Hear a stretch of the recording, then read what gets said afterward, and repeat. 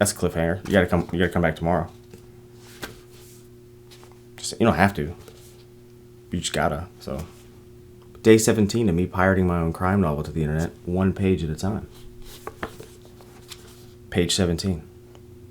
I have no idea how long we rode. 5 minutes? 10? Time stands still when you're hitching a ride to hell with a dead girl's icy hand on your thigh. I had just reached down to move Madeline's hand when we stopped in front of a tiny cafe ironically named Le Grand Café. This is it. Remy ratcheted up the parking brake. We need to be fast. Remy took her purse. I hated seeing him sift through her belongings, her lip gloss, wallet, phone, and finally her keys. We waited for a taxi to putter past and in unison shoved open our doors. Tugging the beanie down, I stepped out and lifted Madeline from the car. Cash ran to give me a steadying hand while Remy fumbled for the door key. I'll stay with the car. George shut the back door behind me. Cash and I rolled our eyes, but we had no choice but to trust him. We crossed the sidewalk just as Remy got her door open. The entryway was dark, but I could see from the streetlight there was a letterbox on the wall with about 10 slots and a winding staircase at the back of the foyer.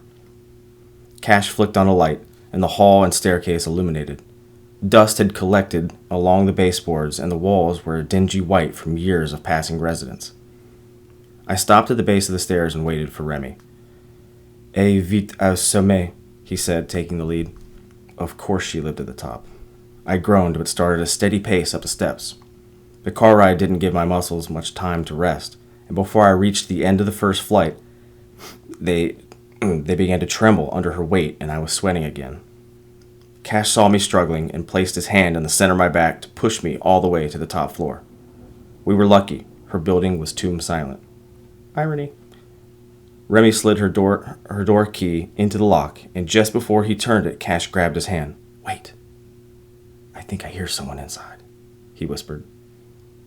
Oh, that's the end of 17.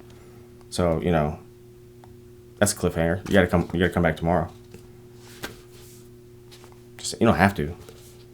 You just gotta. So, it's different. You don't have to, but you gotta. I'll see you tomorrow.